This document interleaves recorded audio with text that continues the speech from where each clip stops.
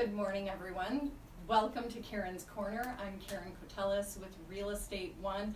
Oops, I forgot my last name. I'm Karen Koteles Riha with Real Estate One. I have three names. And today in Karen's Corner, I have with me Sean Balcom from Flagstar Bank. Sean is an incredible lender that we've worked together probably 8 or 9 or 10 years now. Yep. And he does mortgages for most of my clients. So what is your role with Flagstar?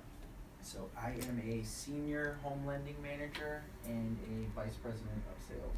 Okay. And what that really means is I write mortgages for people for a living, and then I also manage a team of people who do the same. Okay. So so you've been doing this a while. What is basically your favorite kind of client to have or ideal customer? Well, I have a few. I always like a challenge. I like first-time home buyers because they generally don't know what to do. So they need advice on things like, okay, where are you going to get your down payment money from? Don't buy a car in the middle of the process. Don't deposit cash into your bank account. I always like helping first-time home buyers, especially because they're so excited, usually, about moving into their first house. Yeah. It's really cool to be a part of that. Well, one of the things that I can really appreciate about what you do, and I've seen it firsthand with family and friends and clients of mine, is you are so thorough with them. You explain everything to a T, what their options are. I've seen it. I mean, they've shown me. They're like, wow, look at this email he sent me. And I'm like, wow, I don't know of too many lenders out there who would take the time to explain all the options so thoroughly like that. But one of the things I like most about what you do with that whole explanation is you have a conclusion, and the conclusion is your recommendation. And so many times with what we both do for a living, even if it's not a first-time buyer, it could be a repeat home buyer, or even somebody refinancing, they want your advice. They want to know what their options are, but they also want to know what your advice is to them because you're the expert. So, so your office, where are you located? Technically in Northville, Michigan, which is not very close to Rochester here. But it doesn't really matter. It doesn't matter anymore. Do a lot of things email and over the phone. That's what most people want. Yeah. But I'll meet anybody pretty much anywhere. Yeah. And I appreciate that you come out to this office every week, and I know you're in the Rochester area more than just once a week. Sean and I are both in a BNI First Choice Professions group, and it's a networking group that meets every Tuesday morning at 7 o'clock sharp, 7 a.m. So we get out of bed and in the office and have some coffee together and look at our mints. So we're running a contest. How many mints are in this jar? How many would you guess? 186. Not bad. I happen to know the answer, but I can't say it because, and I guess I just gave away a live clue, didn't I? But if you go on our Facebook or Instagram sites, you can enter the contest, and I'm sure we're going to have a prize. Somebody was asking, what's the prize? Well, I guess the prize would be bragging rights that you won a contest. But I have someone in particular who can't make their guess on this until they come in and actually measure the jar and measure the mints so that they can. He's an engineer, so you can guess who he is if anybody knows me very well. So I have an idea. But you actually have somewhat of an engineering background, don't you? Yes, I have an electrical and computer engineering degree from Michigan State. Good. Hey, another Michigan State alumni. Didn't Shannon graduate from Michigan State as well? He did. Yes. So Shannon was our guest last week.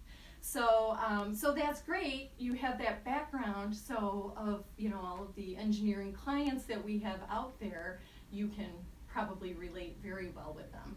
Yes, they need to see the numbers, and in my experience, there's no amount of salesmanship that is effective.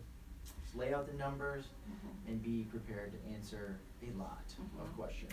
And educate them and be prepared for a lot of questions and why wouldn't I do this when I read online or in an article Yes. to do something else? Or maybe you saw somebody who saw something on a television commercial from a competitor on what to do, Right. but when in fact that's really not what's best for them Right. at all. It's maybe what's best for that particular company But to they're get more curious, business. Mhm. and they need to know that they are doing the best and the right thing for Yeah. their situation, which is admirable. Yeah, yeah. So you work with a lot of first-time buyers. Yes, I do. You work with a lot of repeat home buyers. Yes, yes. And how are you doing in the world of refinances these days? I do a lot of refinances, so this year I am very, very busy lowering people's rates, taking a lot of people from 30-year or 20-year down to a 15-year. That's something I've always been a big advocate of, just mainly because they get the lower rate on the 15-year loan, but Yeah. this year's been very busy with both purchase and refi. Most of my business is from past clients. Mhm. When I track where everything comes from, and that's the bulk of it. And so the time I spend up front, well, maybe I could get away with a little less time, maybe a less detailed email with all the options, maybe only option 1 and 2 as opposed to 3 and 4 I add in there sometimes. I think that extra time spent up front results in a true connection, Mhm. and that they're calling me back a year or 2 or 3 years later, whether it's, my son or my daughter needs to buy a house, or they need to refi, or sometimes the situation is the unfortunate one that we see a little, too often, which is okay, somebody's splitting up. Yeah. And I've actually had that scenario where I end up helping them both. Right, yeah. Like, we end up in some interesting Yeah. scenarios But in our work. at the end of the day, it's really just all about helping people, and Yes. whether their situation is, great for them at the time or it's not great, they still have somewhere. They still need to live somewhere, and so helping them make the best financial decisions, so that moving forward they're going to be better off. That's Right. what's really important. Peace of mind. So yeah. Give people peace of mind. So I find that people just really, at the end of the day, they trust you immensely because you take the time to go through the numbers, explain situations to them and scenarios, and show them how much you care. So what's your favorite thing about what you do? Let's see. See, I knew I'd throw you off guard. There's a lot that I like about what I do. I love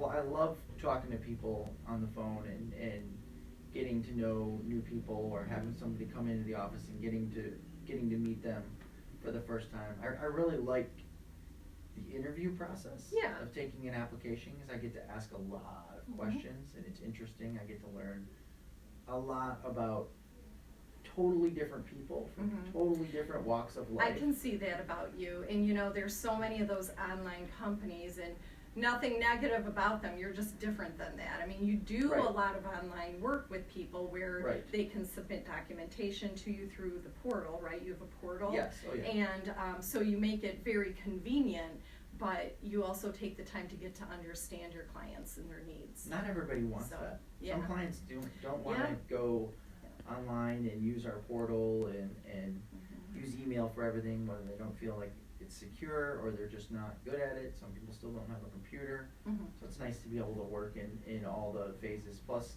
when you're going through the application process, there's a lot you learn, and there's a lot of follow-up questions that come after the basic questions.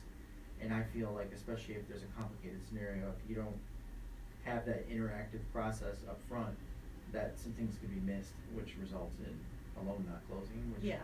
can be disastrous, as you know, and there's closings lined up and people needing to move.